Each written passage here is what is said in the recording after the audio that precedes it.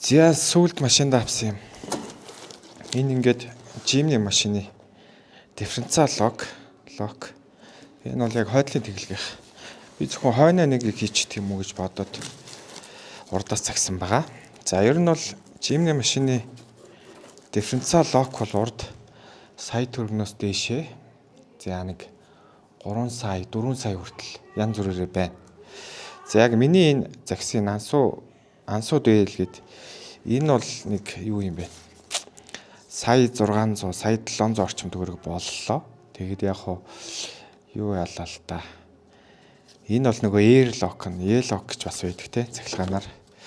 Тэгээ ингээд жоохон хүмүүсийн сэтгэл янз бүр юмыг харсан ч дандаа air lock зүгээр гэж юм. Тэгээд нөгөө air lock дотроо бас брэнд гэж байгаа, брэнд биш.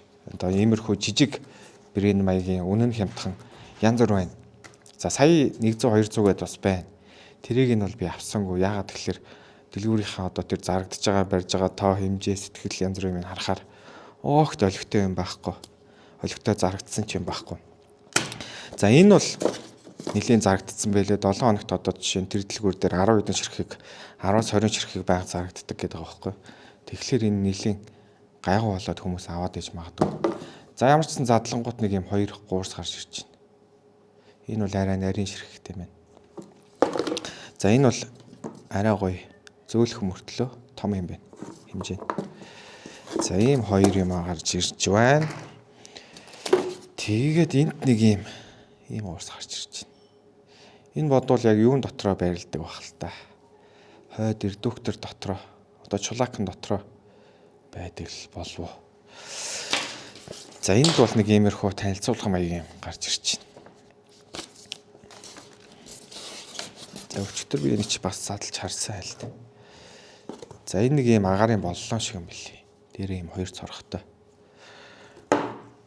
За энд болохоор энэ бол яг Jimny-гийн switch үлээ.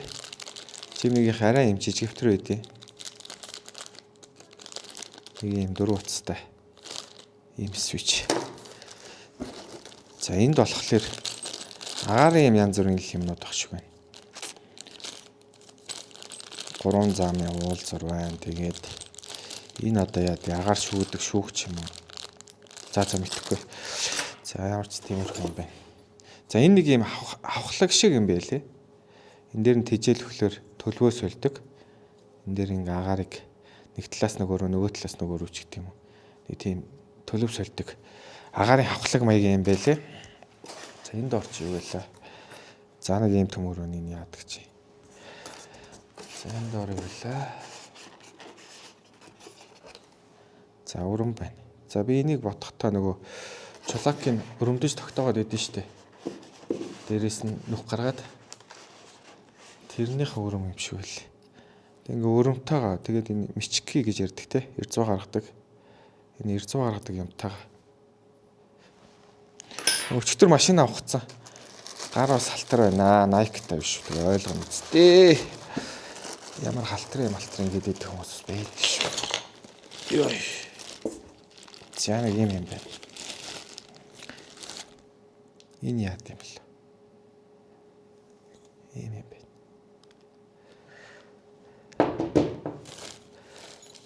За нэг юм төмөр байна. Зямцсан лок маань юм шиг байна. Ингээ хагас голныхаа нөхөн энэ. Энэ яг зөв байгаа. Би тэгтээ дэлгүүрээс нэлээд л асуусан да.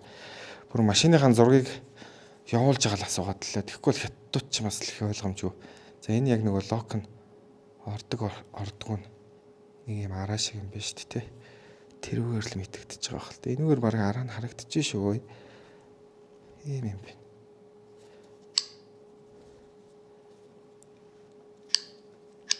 За би бол механик талын хүн биш. Тэгтээ хоббитэй. Гэтэ нэмэрхүү туршлага бол үнэхээр багхгүй. Тэгээ энэ миний яаж сурлуулах, юуг анхаарах, яа тэгээд ёстой мэдэхгүй. Ямар ч энэ дээр араа богдоод тах шүү хэлээ. YouTube үзэл дагч игээд байгаа штэ ер нь янз бүр юм. Энийг бол жоох аяагаал байл л та. Өөрөө хийх үү болох уу. Энд дээр чи нэг 2 шаргийн талаас ангиж шахагдаж өгдөн штэ. Тэрэн дээр л хайгаад байна л да. Шарга яаж авах уу? Яаж буцааж ийшээ шахах уу? Тэгээд чи бас нарийн тохируулахтай. Угаасаа иймэрхүү механик талын эрдүгтэртэй эргэлттэй холбоотой юм нарийн тохиргоо байхгүй бол эн чинь тэгэл байнга эргэлдэж байгаа зүйл илэгдэн барин тэгэл 9 жорын болно шүү дээ. Амархан өвдөн шүү дээ. Тэ. За ийм лок байна заа энэ жингийн хувьд хэд юм бэ? За нэг 4 хэл 3 хэл 3-аас ч илүү юм шиг байна л та. 5 байж болох уу? 5 байж болох юм те. За юм байна. Яаж ордог үгүйг нь би өстө мэдэхгүй байна. Бодвол энэ бол ингэж л орох байх. Энэ эсвэл өстө мэдэхгүй. За тэгээд ямар ч хийсэн. Хийхлээрээ та хэд харуулнаа. Ой тестлээд. Тэгээ аяндаа яваад хүчлээд 9 жирийн болоод ирэхээр сайн мөн мэдэгдээд ирэх бах. Яг гоо тэр нэг 3 сая маяд бол үнэхээр гоё юунууд авахар билээ. Гоё брэндүүд байлээ. Тэгээд тэр чинь бас 3 сая төгрөгөөр хойноо зөвхөн лок хийх гэж хэмнэлттэй. Ийм гоё хэмнэлттэй машин унжиж амар үнэтэй сэлбэрч яах вэ?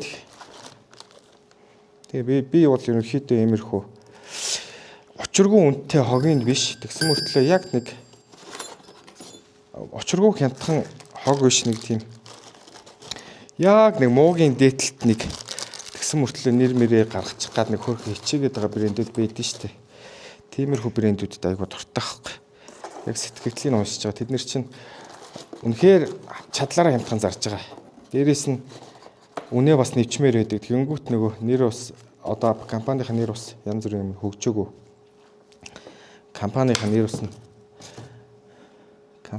компанийн нэр хүнд өсөөгөө тэгээд ахтар үнэтэй зарж чадахгүй тэгээд учиргүй хямдхан болгочихоор өөрсдөө ашиггүй болчихгоо тэгээд нэг тиймэрхүү яг дөнгөж гарч байгаа брэндүүд байдэн шүү дээ. Тиймэрхүү брэндүүдийн бүтээгдэхүүнд аягүй дуртай байхгүй. За ямар ч юм 3 янзын гуурс мөрстэй. Чулака нүхлэх нь өрмөн хүртэл байна. Ингэж ирд юм байна. Тэгэхээр энэ дэлгүүр дээр бол иймэрхүү одоо нарийн ширийн зураг байхгүй. Ерөнхийдөө сайн гэж байгаа юм, хүмүүс их авдаг гэж байгаа юм.